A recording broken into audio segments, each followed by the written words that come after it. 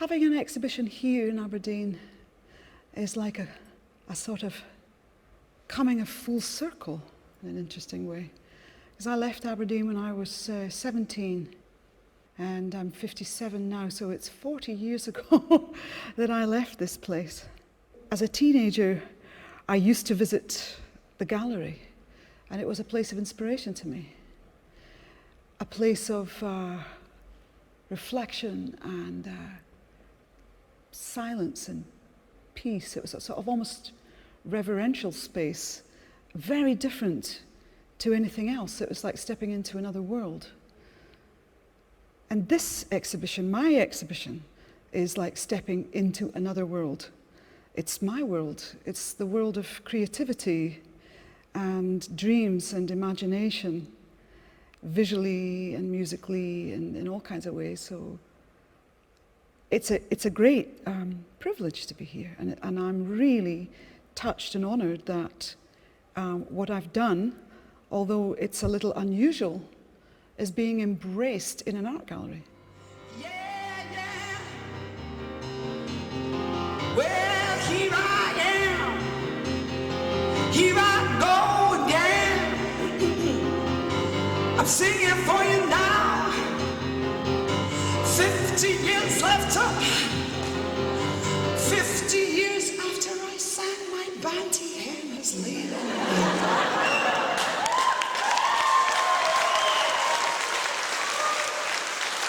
What happened?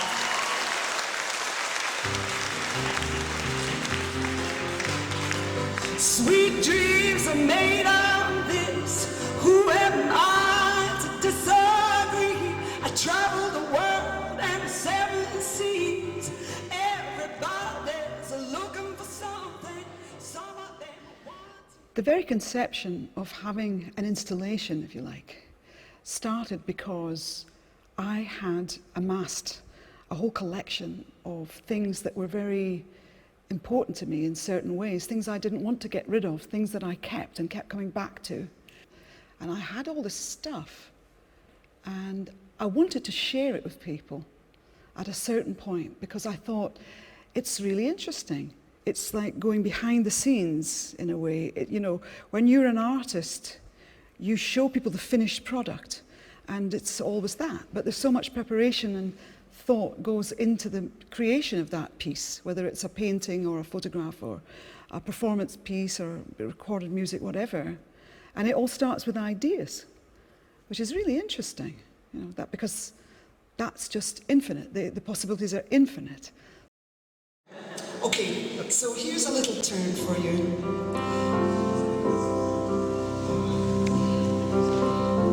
Because you know I was born in Aberdeen. I went to school in Aberdeen for 12 years. 12 long years.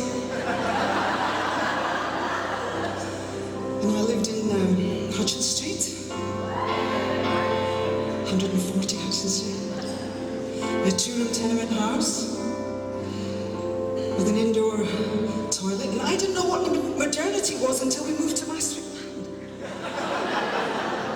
Because, you know, we had underfloor heating and a bath and a kitchen that was separate to the living room and a living room and my own bedroom and a balcony and a phone and a front doorbell that went ding dong. Oh, that was modernity. I think I liked Hutchins Street better because it was kind of friendly and you got to play with people out in the street. You say, is Jeannie coming out to play? You coming out to play, Jeannie? Aye. What you got to do? Oh,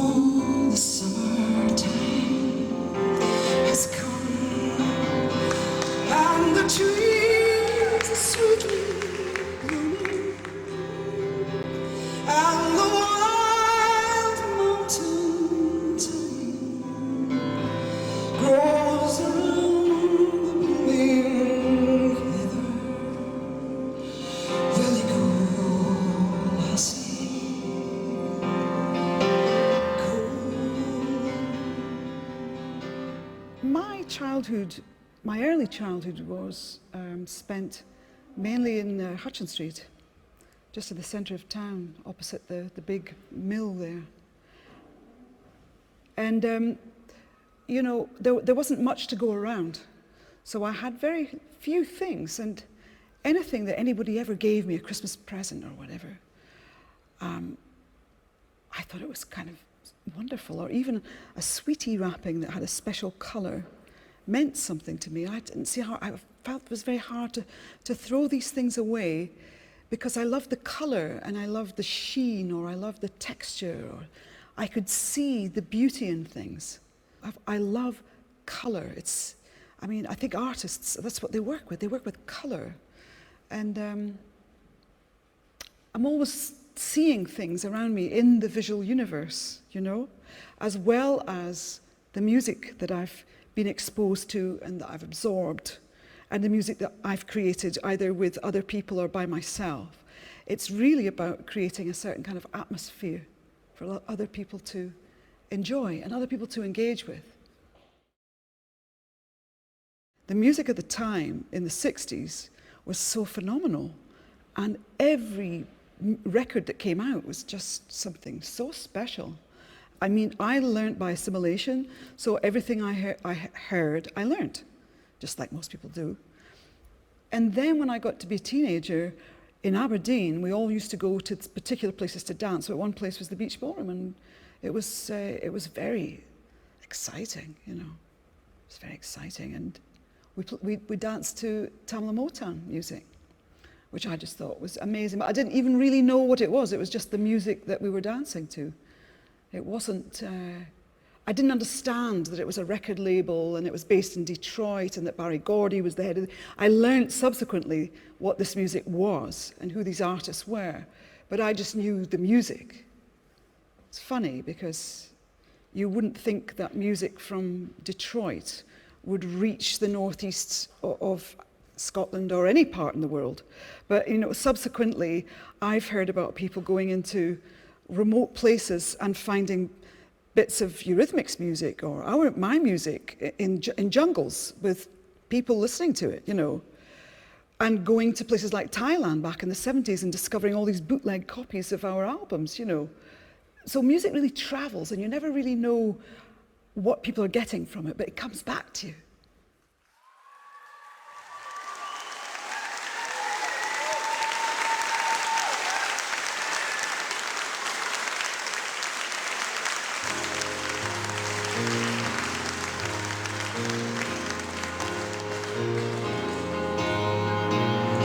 When I was just 17, I ran away from home to be with all the pretty people, to be on my own. Bright lights and trains and beds and stains, the pavement's pain was gold, gold. And I believed in everything that everybody told me, yeah.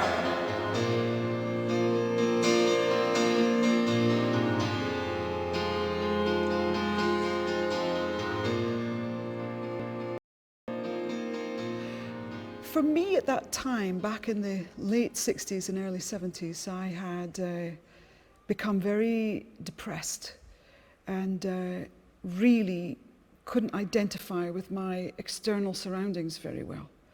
And was really desperate to get out, to leave school, to get out, to be free, you know. And there were wonderful programs on television that showed you other lives.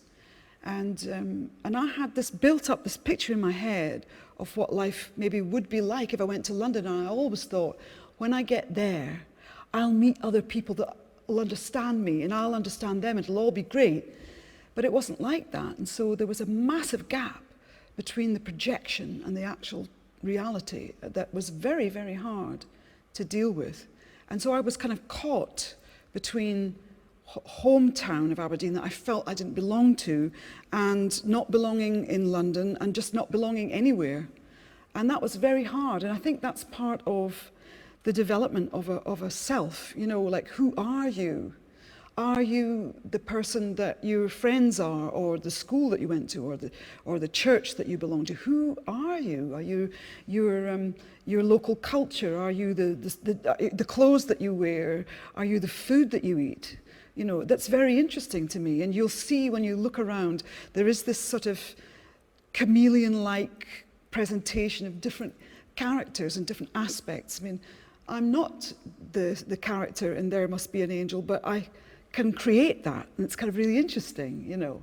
So I think self is something that is malleable and changeable, and that personality is the same thing, and they're not something just solid, like this is who I am, and it's a finite thing.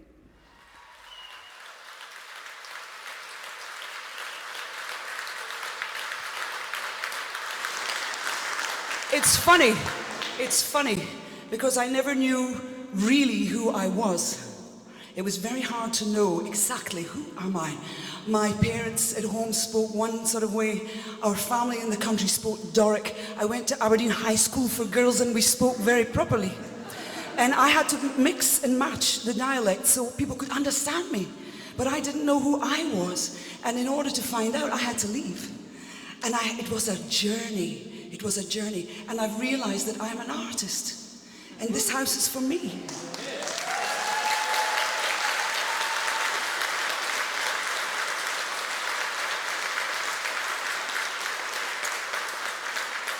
So the circle has come round to meet itself again. Please enjoy the exhibition. Thank you all so much for coming. Tell your friends about it. And just tell them if ever it's raining, it sometimes does, there's a nice wee cafe downstairs and they can enjoy a nice cappuccino.